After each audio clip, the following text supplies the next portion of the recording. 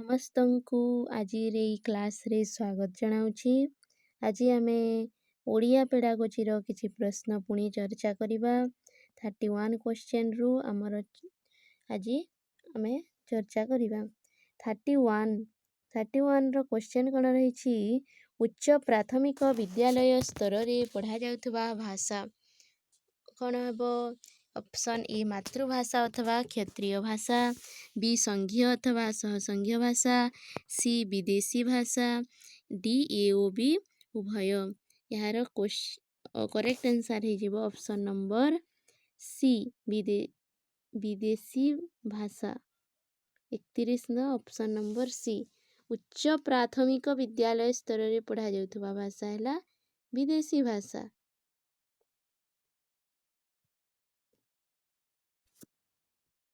Option number C.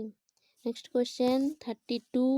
ଶ୍ରେଣୀଗୃହରେ କୌଣସି ବସ୍ତୁର ବ୍ୟବହାରିକତା ସ୍ୱରୂପ ଚିତ୍ର ଦ୍ୱାରା ସ୍ପଷ୍ଟ କରିବା ସମ୍ଭବ ନହେଲେ ଡେସ୍କ ପ୍ରୟୋଗ କରିବା ଉଚିତ। ରେଖାଚିତ୍ରର କାର୍ଟୁନ ଚିତ୍ର ବିସ୍ତାରକ ମଡେଲ ବା ପ୍ରତିରୂପ।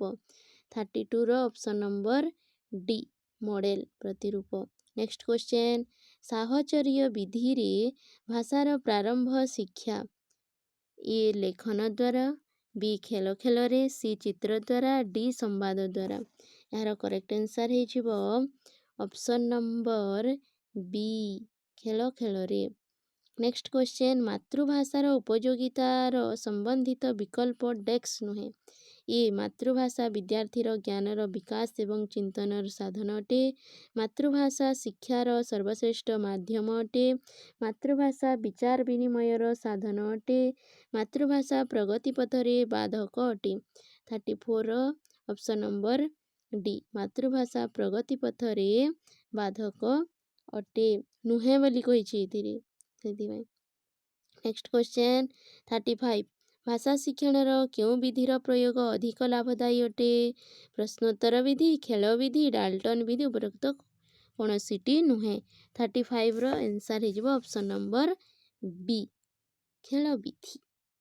Next question 36। ନାଟକର ତତ୍ତ୍ୱ। ନାଟକର ତତ୍ତ୍ୱ ଏ ହେଲା ବସ୍ତୁର ତତ୍ତ୍ୱ, ବି କଥୋପକଥନ, ସି ଅଭିନୟ, ଡି ଉପରୋକ୍ତ ସମସ୍ତ। 36ର କରେକ୍ଟ ଆନ୍ସର୍ ହେଇଯିବ ଅପସନ୍ ନମ୍ବର ଡି ଉପରୋକ୍ତ ସମସ୍ତ ନାଟକର ତତ୍ତ୍ୱ। 37। ନିମ୍ନଲିଖିତ ମଧ୍ୟରୁ ମନ୍ତ୍ରଣ ଓ ତର୍କ ବିଧିର ସମ୍ମିଳନ ଡେସ୍କ ଅଟେ। ସମବାୟ ବିଧି, ସ୍ୱାଧ୍ୟାୟ ବିଧି, ନିର୍ଦ୍ଦେଶ ବିଧି, ଆଦର୍ଶ ବିଧି। 37ର କରେକ୍ଟ ଆନ୍ସର୍ ହେଇଯିବ ଅପସନ୍ ନମ୍ବର ବି ସ୍ୱାଧ୍ୟାୟ ବିଧି। Next question 38। ବ୍ୟାକରଣ ଶିକ୍ଷଣର ପ୍ରକାର। ଏ ଔପଚାରିକ ବ୍ୟାକରଣ ପାଠ, ବି ବ୍ୟାବହାରିକ ବ୍ୟାକରଣ ପାଠ, ସି ପ୍ରାସଙ୍ଗିକ ବ୍ୟାକରଣ ପାଠ, ଡି ଉପରୋକ୍ତ ସମସ୍ତ। 38ର କରେକ୍ଟ ଆନ୍ସର୍ ହେଇଯିବ ଉପରୋକ୍ତ ସମସ୍ତ। 39। କବିତାର ମୁଖ୍ୟ ଉଦ୍ଦେଶ୍ୟ। ଅପସନ୍ ନମ୍ବର ଏ ଶବ୍ଦ ବ୍ୟବହାରରେ ବୃଦ୍ଧି କରିବା, ବି ଉଚ୍ଚାରଣ ତ୍ରୁଟିକୁ ସୁଧାରିବା, ସି ଭାଷା ଓ ସହାନୁଭୂତି କରିବା, ଡି କବିତାର ସରଳାର୍ଥ ରଚନା କରିବା। ଏହାର କରେକ୍ଟ ଆନ୍ସର୍ ହେଇଯିବ ଅପସନ୍ ନମ୍ବର ଏ ଶବ୍ଦ ବ୍ୟବହାରରେ ବୃଦ୍ଧି କରିବା। ନେକ୍ସଟ କ୍ୱେଶ୍ଚନ କବିତାର ବିଷୟ। 40 ନମ୍ବର ଅପସନ୍ ନମ୍ବର ଏ ଅନୁଭୂତି ପାଇଁ, ବି ବିଦ୍ୟା ଅର୍ଜନ ପାଇଁ, ସି ରସ ଗ୍ରହଣ ପାଇଁ, ଡି ଆନନ୍ଦ ଲାଭ ପାଇଁ। କବିତାର ବିଷୟ ଅନୁଭୂତି ପାଇଁ, option number A. Next question 41। ଭାଷା ଶିକ୍ଷଣରେ ଆଜିକାଲି ପରମ୍ପରାଗତ ସାମଗ୍ରୀ ରୂପେ ଅଧିକ ସହାୟକ ହୋଇଥାଏ। ପାଠ୍ୟପୁସ୍ତକ, ରେଖାଚିତ୍ର, କଳାପଟା, ଚିତ୍ର। 41ର ଅପସନ୍ ନମ୍ବର ଏ ପାଠ୍ୟପୁସ୍ତକ ଅଧିକ ପ୍ରୟୋଗ ହେଇଥାଏ। Next question 42। ଓଭରହେଡ୍ ପ୍ରୋଜେକ୍ଟ ଅଧିଗମ ସାମଗ୍ରୀର ଉଦାହରଣ। 42ର ଅପସନ୍ ହେଲା ଏ ଦୃଶ୍ୟ ଶ୍ରାବ୍ୟ ଉପକରଣ, ବି ଶ୍ରାବ୍ୟ ଉପକରଣ, ସି ଦୃଶ୍ୟ ଉପକରଣ, ଡି ଏମାନଙ୍କ ମଧ୍ୟରୁ କୌଣସିଟି ନୁହେଁ। 42ର କରେକ୍ଟ ଆନ୍ସର୍ ହେଇଯିବ ଦୃଶ୍ୟ ଉପକରଣ। नेक्स्ट क्वेश्चन पद्य पठनर सर्वाधिक महत्वपूर्ण सोपान ए प्रस्तावना बी आदर्श वाचन सी भाव विश्लेषण डी एमानक मध्यरु कोनोसीटी नुहे 43 रो करेक्ट आंसर हे ऑप्शन नंबर सी भाव विश्लेषण 44 भारत रे भाषार विविध रूप 44 रो ऑप्शन नंबर ए है मातृभाषा और राष्ट्रभाषा बी अंतरराष्ट्रीय भाषा सी सांस्कृतिक भाषा व क्षेत्रीय भाषा डी उपरोक्त समस्त भारतर भाषार विविध रूप है ऑप्शन नंबर केते डी हो करेक्ट आंसर उपरोक्त समस्त। नेक्स्ट क्वेश्चन आजिकाली भाषा शिक्षण सामग्रीर रूप दृश्य साधन श्राव्य साधन दृश्य श्राव्य साधन उपरोक्त समस्त 45 रो ऑप्शन नंबर डी हो करेक्ट आंसर उपरोक्त समस्त। 46 निदानात्मक परीक्षणर उद्देश्य ऑप्शन नंबर ए छात्रर अभिव्यक्ति रे सुधार आनिबा बी छात्रर भाषा संबंधी क्षमतार मूल्यांकन करिबा सी छात्र मध्यरे थिबा दुर्बलतार संधान करिबा डी छात्रर सद्वृत्तिर विकास करिबा 46 रो करेक्ट आंसर हे ऑप्शन नंबर सी छात्र मध्यरे थिबा दुर्बलतार संधान करिबा। नेक्स्ट क्वेश्चन 46 गला 47 प्रवचन विधिर उदाहरण प्रवचन विधिर उदाहरण ऑप्शन नंबर ए पर्यायवाची शब्द द्वारा बी सम्मानार्थ शब्द द्वारा सी प्रत्यय क्रिया द्वारा डी ए ओ बी उभय 47 रो करेक्ट आंसर हे ऑप्शन नंबर डी ए ओ बी उभय।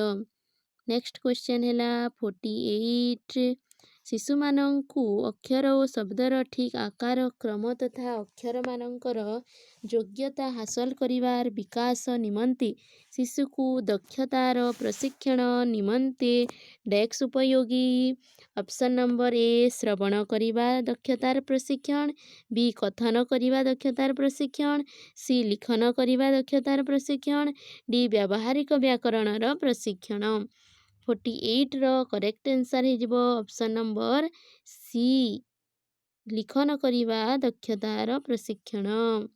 49 निम्नलिखित मध्यरु रचनात्मक शिक्षण विधि अंतर्गत ऑप्शन नंबर ए श्रेणी नियम विधि बी आदर्श अभिनय विधि सी व्याख्या विधि डी भाषा संसर्ग विधि 49 रो करेक्ट आंसर हे ऑप्शन नंबर डी भाषा संसर्ग विधि रचनात्मक शिक्षण विधि अंतर्गत नुहे भाषा संसर्ग विधि।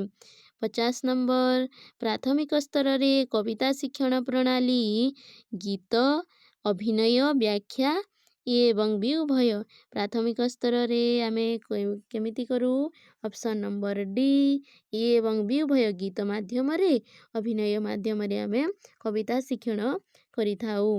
नेक्स्ट क्वेश्चन ही गला हमर 51 है उच्च प्राथमिक श्रेणी रे कविता शिक्षण पाई क्यों विधिर प्रयोग करा जाए प्रथमे गला प्राथमिक एबे आसीबो उच्च प्राथमिक श्रेणी रा कविता शिक्षण ए है तुलना विधि बी प्रश्नोत्तर विधि सी व्याख्या विधि डी व्यास विधि ऑप्शन नंबर 50 रो हे जिवो 51 रो ऑप्शन नंबर सी व्याख्या विधि व्याख्या विधि द्वारा आम उच्च प्राथमिक श्रेणी रे कविता शिक्षण करि थाउ। नेक्स्ट क्वेश्चन 52 लिंगुआ फोन आजिकाली सामग्री रो प्रकार ऑप्शन नंबर ए दृश्य उपकरण बी श्राव्य उपकरण सी दृश्य श्राव्य उपकरण डी उपरोक्त समस्त 52 रो करेक्ट आंसर हे ऑप्शन नंबर बी श्राव्य उपकरण श्राव्य उपकरण। नेक्स्ट क्वेश्चन 53 निम्नलिखित मध्यरु डेस्क टी मातृभाषा शिक्षणर सिद्धांत नुहे 53 रो ऑप्शन नंबर ए आवृत्ति सिद्धांत बी पुनर्बलन सिद्धांत सी चिंतन मनन सिद्धांत डी नियोजन सिद्धांत यार करेक्ट आंसर हे ऑप्शन नंबर सी चिंतन मनन सिद्धांत।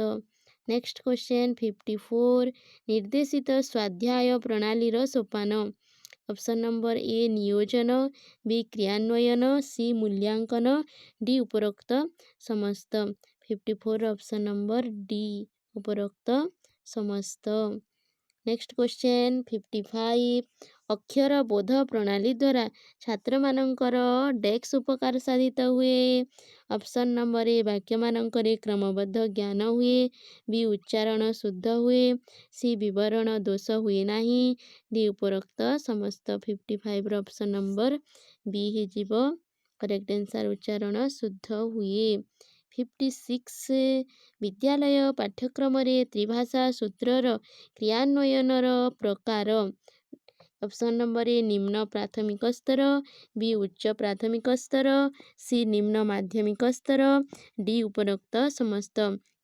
56 करेक्ट आंसर हो उपरोक्त समस्त। नेक्स्ट क्वेश्चन 57 है मातृभाषा शिक्षणर सिद्धांत निम्नलिखित मध्यरु ए अभिप्रेरणार सिद्धांत, बी रुचि सिद्धांत, सी क्रियाशीलता सिद्धांत, डी उपरोक्त समस्त। 57 करेक्ट आंसर हो ऑप्शन नंबर डी उपरोक्त समस्त। नेक्स्ट क्वेश्चन 58 भाषा शिक्षण रे अधिगम सामग्रीर मुख्य दायित्व। ए कम समय रे अधिक ज्ञान देवा, बी छात्र मानकर ध्यान पाठ रे केंद्रित हेबा, सी शिक्षक मानक द्वारा कार्य रे कम परिश्रम करा जिबा, डी कठिन विषय वस्तुर उचित स्पष्टीकरण करिबा। 58 करेक्ट आंसर हो ऑप्शन नंबर डी कठिन विषय वस्तुर उचित स्पष्टीकरण करिबा। 59 साधारणतः जो विषय मानकर शिक्षण विद्यालय मानकरे करा जाए से गुड़ी को डेस्क कहा जाए। शिक्षण पाठ्यक्रम अधिगम समायोजन। 59 ऑप्शन नंबर बी हो करेक्ट आंसर पाठ्यक्रम। नेक्स्ट क्वेश्चन 60 कहानी शिक्षण रे व्यवहृत सावधानता। ऑप्शन नंबर ए कथावस्तु बालक मानक मध्य स्वरानुकूल हेबा उचित, बी एथिरे गतिशीलता और क्रमबद्धता हेबा उचित, सी कथावस्तु रे भयानक और विभत्स दृश्य न रहिबा दरकार, डी उपरोक्त समस्त। यार करेक्ट आंसर हो ऑप्शन नंबर डी उपरोक्त समस्त। अस्तु समस्त को धन्यवाद।